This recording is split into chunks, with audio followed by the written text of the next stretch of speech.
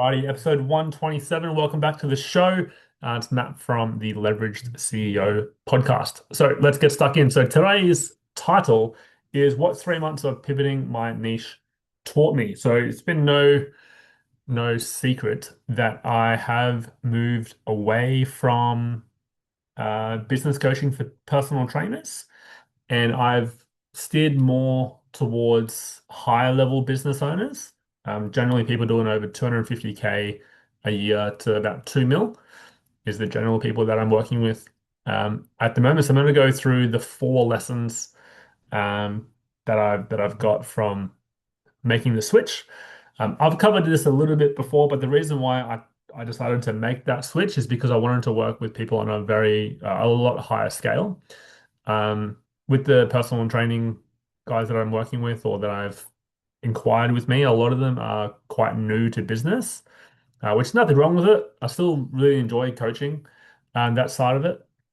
But I just wanted to solve bigger, bigger problems. So people that got like a big team, people that are turning over millions of dollars per year, they've got bigger problems. And I wanted a bit more of a challenge. Um, but I also the stuff that I'm interested in right now, my current clients don't really have those similar interests, or not yet. They're not at that stage of business where um, they need to worry about it, like AI, for example. A lot of the PTs don't need to worry about AI right now. Like they could, but it's not a requirement. Like that probably needs to be doing like 20, 30K a month to really get a massive amount of value in time reduction from AI. So anyway, let's go through the four lessons that I had from pivoting my niche. So the first one is a big one, which was a bit of blind faith. So little story here. I actually spent about 6K on ads before I got my first client on my other business, which is the Leverage CEO. So not many people would spend that much to get a client, but I really wanted to work with some high level people, and the reason why it took so long is because it was like a brand new niche, something that my meta pixel was used to targeting personal trainers. So I had to make a brand new pixel, and when you make a brand new pixel, it takes a bit of time for them to figure out who you actually want to attract. So a lot of testing for ads, obviously a lot of money spent and a lot of time. But I finally got there. So after that first 6K, I think I spent another 4K and got like five clients or four or five clients from there. So it worked out to be a pretty good return on investment overall. But I think the moral of the story here, most people would quit or they would think that it doesn't work. But I had some blind faith that I just needed to figure it out. I needed to figure it out because I didn't want to keep working with um, people on the lower end. So for those that are still listening that are interested in PT mastery, I still will take on new clients, but you need to be like a very specific person. As in, I don't really want to work with like brand new PTs anymore. You need to be like somewhat established if you want to work with me from now on. So, um, yeah, I think a lot of people tend to not have that faith that it will eventually work, and they give up. Prime example, PTs, 80% of them quit within the first 6 months. Um, but that's the other thing as well. Like the people that I'm working with now, they've been around for years, so that like there's faith that the business works. But it's about like getting people's time back. So I knew people needed my help as well. I knew that people were working 50, 60 hours a week. So I knew people wanted my offer. It was just about making an offer that was like a no-brainer because obviously it was a brand new thing, right? So I didn't have the social proof yet, apart from my own businesses that I had. So I had to get the price point, like for example, was super, super cheap for the first like five people. So that's number one. Number two was know my numbers, do my KPIs. So the current mentor that I've got is very big on doing the KPIs every single week. So that was really good for me to kind of get that reminder. I knew I should have been doing it, but I wasn't necessarily doing it every single week. So it was good in that sense. It was a good accountability piece in terms of knowing the numbers, what I should be focusing on. But also when you know your numbers, you make very good decisions, and they're based on logic, which is what you need to do in business, and it just makes it gives you less stress when you know the numbers. Like literally yesterday, I was planning for the next 12 months with my two businesses now. But I knew the numbers. I've got the data now that I know the numbers. Like it's going to cost $500 to book a call. 80% of them are going to show up. 30% are going to close. It's going to cost me like 2K to get a new client. So I can just predict what's going to happen over the next 6 to 12 months. Like obviously it's not always going to go exactly to plan, but I can just reverse engineer those numbers and I know exactly what I need to do. It gives me a lot of peace that I know that it's just a numbers game. And it literally is just a numbers game. That's all it is. The third thing is document everything as you go. So in terms of systems and processes, especially if you have a team, a lot of the people that I'm working with right now, um, they've got a team and stuff, but there's no documentation on what they need to do. So the team just comes back to the founder or the manager or whoever, and they just get bombarded with questions all day, every day, because there's no system or there's no SOP, for example.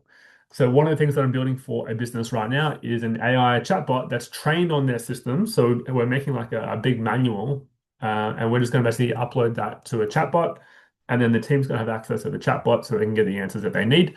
And it's going to be like just a requirement that they need to go to the chatbot first. And if they still can't figure it out, then they come to the team. Yeah, so it's going to make the team more productive, but also have more ownership, more responsibility for them to just figure it out because they've got the tools. Like the system is there, it's just not in an SOP. So if you guys are making SOPs as you go, you need to don't go out of your way to make SOPs, but all you need to do is just like document what you're already doing. So when you're setting out a marketing campaign, just go on Loom, record what you do, and then you can turn that into an SOP with AI. It's not rocket science. So don't be like, cool, I need to spend the whole day redoing all my systems and filming all the content. Just when you do that task or when you complete that uh I suppose task, when you complete that task, just film yourself recording it, screen record it, and just talk through what you're doing. I'm doing this because of this. This goes here because this happened. Blah blah blah blah blah blah blah. Okay. And the fourth one is I've actually niched by a problem, not not industry. So, for example, for business coaching for personal trainers, um, I only work with personal trainers. So that's a niche of an industry. Now, a lot of people have a niche of, I'm going to work with tradies. I'm going to work with nurses. I'm going to work with people 40 plus. I'm going to work with dads. See, I decided not to go down that route. And originally, I wasn't going to do this, but I had a really good conversation with my mentor, and she was saying, well, you can niche into a specific problem, and you can help any industry. So right now, I'm helping any industry. I haven't narrowed down on the specific industry that I do want to help, which I will do in due course when I get a little bit more experience, when I figure out who exactly I want to help. But right now, I'm focusing on the problem, which is the business owners or the founders that are working, 40, 50, 60 hours a week. I'm helping them get back 20 hours a week of time. Once we do that, then I'm going to help them scale their business without them. I'm going to help that team find the right people and then help them scale their business that way so they can get back their time and then grow the revenue as well. The dream, right? Dream, right, for the business owners. So they're the four lessons that I've had over the last 3 months when I've been pivoting my niche. So recap, blind faith.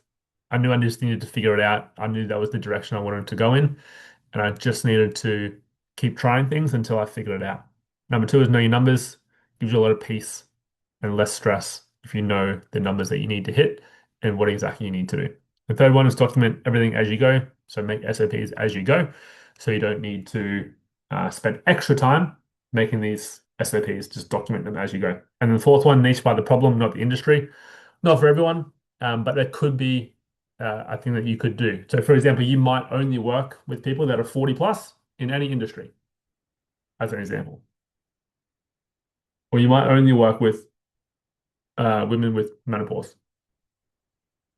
You might only work with soccer athletes. You might only work with cricket players. Okay, so that's the you can obviously go by industry, you can go by age, you can go by gender.